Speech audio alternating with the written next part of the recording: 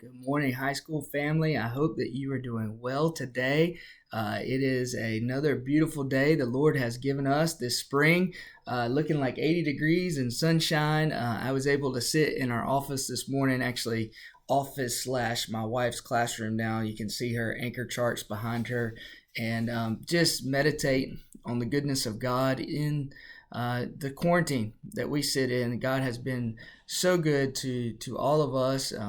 We are blessed beyond measure to continue to have school, to continue to have, for many of us, to continue to have some type of income and job. And one is to live in America. I mean, I think about my friends around the world who are serving as missionaries, talk to some of them, and just it is a different type of experience walking through a pandemic in a developing country. And so just to find food and to have adequate medical care, I mean, the Lord has been good to us. And so I hope that today, parents, students alike, you take hope in the Lord. I was reading this morning Psalms 118, verse 14 and 15. It says this: "The Lord is my strength and my song. He has become my salvation.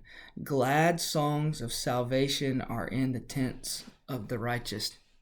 I think about that, and I think about my home, my dwelling, my tent, so to speak. I think about you folks and your tent at wherever that may be, in and around Charlotte. I think about our friends around the world that are serving, and the glad songs of salvation that we should sing as a community of believers despite the circumstances we face. And so I want to challenge you students, I want to challenge you parents. I know a lot of times this is a period of loss, especially for our seniors. I know that.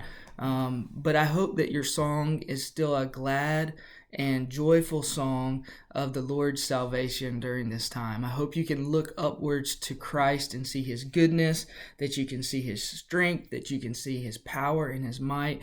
And instead of looking at the loss, begin to look at the things that the Lord has graciously given us day in and day out.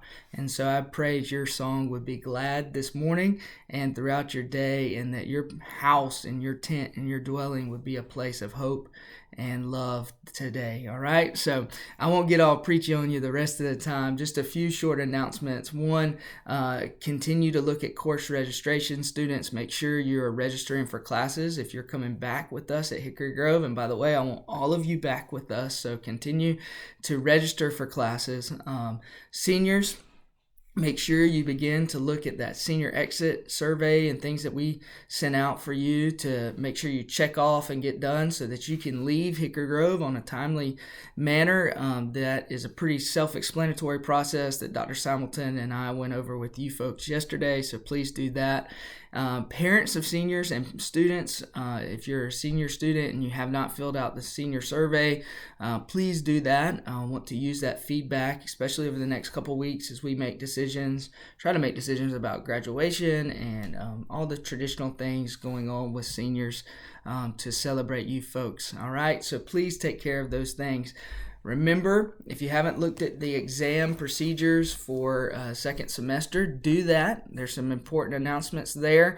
Remember, if you have an A or B, you're exempt, no matter your absence, no matter your grade level, no matter your attendance, all that fun stuff. We're just looking A or B. That's quarter 3 and quarter 4 combined together. For example, if you have an 82 quarter 3 and an 80, 4 quarter 4, you would be exempt because those two averages form to make a B average. So that's how we're looking to exempt students from exams. So students, use that as fuel to finish strong. I believe in you. I know you can do this. And so I hope you have a great day. I'm praying for you. Let me know how I can help.